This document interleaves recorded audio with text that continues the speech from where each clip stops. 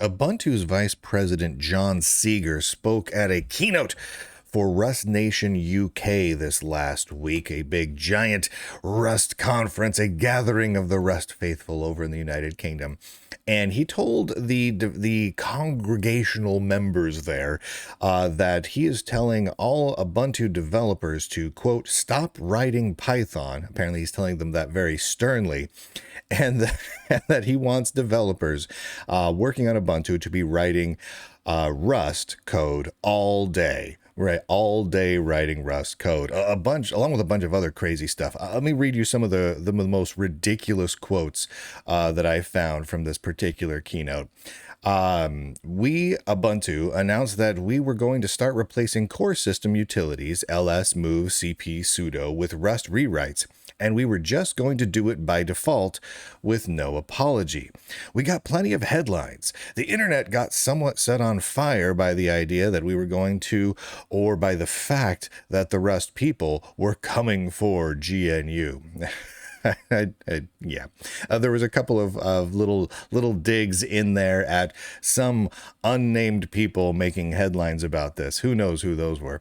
He continues, the GNU core utilities have been around forever. You know, they've been solid. It's a well-tested code base. It's performant. There's nothing wrong with it. End quote. No, those of you listening to that quote may be wondering, well, that sounds like a really good argument for not replacing all the GNU core utilities with Rust-based rewritten clones from scratch that haven't been tested. They've been around forever, solid, well-tested code base, performant, nothing wrong with it. It sounds an awful lot like Ubuntu's vice president is just simply repeating Lunduke Journal talking points, but yet he continues as they're just going to ignore all of that and rewrite it anyway. So to be clear, they have no good reason to do the Rust-based rewrites, but they're gonna do it, quote, by default with no apology, end quote. He also continues to say, there will be some people who depend on the kind of esoteric edges of these code bases who might see some breakage, end quote. So basically he's saying, yes, everything works now. And of course, we're going to break a bunch of things and a bunch of people are going to see all sorts of new errors because of what we're doing, but we're doing it anyway and we're not apologizing for it. At least they're being open about what they're doing, right? He's not lying about it. He's saying flat out, yeah, the GNU core utilities, they're about as close to perfect as you're going to get. They're well tested. They've been around for decades in many cases, and there's no good reason to dump them, but they're going to do it anyway, and they're not going to apologize for it. I respect that. I mean, he's declaring that, yes, the faith of the Church of Rust supersedes any engineering need, and they're not going to apologize for that. Oh, okay. But then he started talking about Python, and I thought this was fairly interesting because it was just a throwaway comment. You tell me what you think of this. Quote, I have asked the Ubuntu desktop team very politely and quite sternly to stop writing Python for the distribution, end quote. Now, those of you who've been around since the early days of Ubuntu was Python. I mean, that's what they did, for better or worse. I mean, there's pros and cons with writing a whole bunch of desktop tools and system tools and whatnot in Python, but Ubuntu really was focused on it. The whole Ubuntu world was very Python centric. Python and GTK, that was their thing. But they're saying no, going forward, don't write Python. Not just write a little less Python, but stop writing Python altogether. And again, there's pros and cons there, but he's apparently quite stern about it. He continues, we of course also have to have a hand in the Rust for Linux project.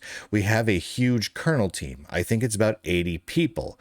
And while they are not people who sit all day right now writing Rust, I suspect the future will increasingly look a bit like that. So stop writing Python, spend all day writing Rust. The quote, the opportunities keep coming up for us to get Rust into new places. You don't say.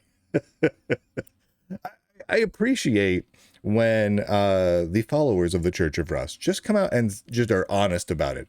They're finding nice new places to shoehorn Rust in. They're replacing things that they agree work great, are super performant, battle tested, and there's no reason to get rid of them, but we're going to do it anyway, and we're not going to apologize. I do find it funny that he even had a whole slide about headlines with a little laughy emoji and all that, where he took a couple of digs at the anti-Rust headlines that Ubuntu made because of this, which was a little bit of a dig directed at the Lunduke Journal, but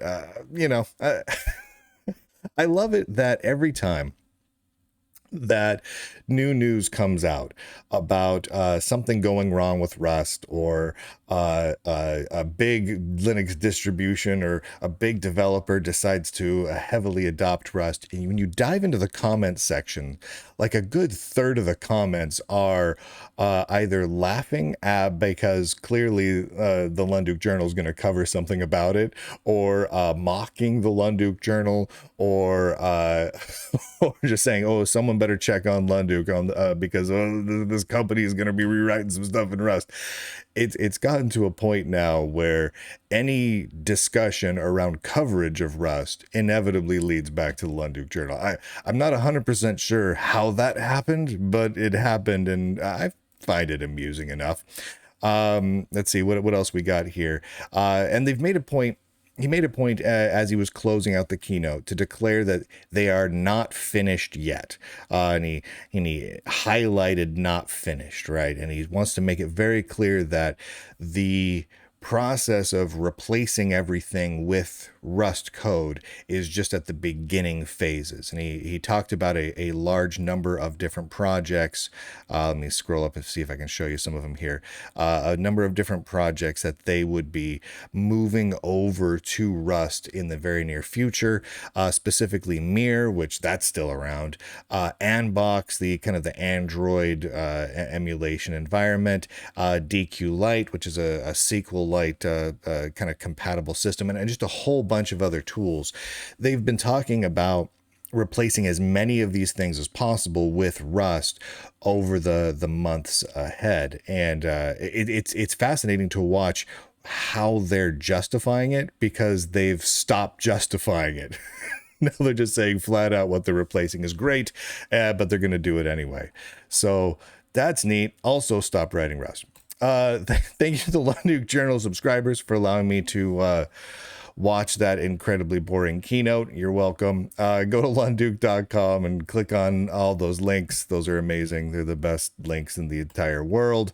Hrefs galore. Thank you to all the Lunduke Journal lifetime subscribers. If you want, and you're a Lunduke Journal lifetime subscriber, you can be added to these amazing walls. That's the first wall, the second wall, the third wall. There's the fourth wall.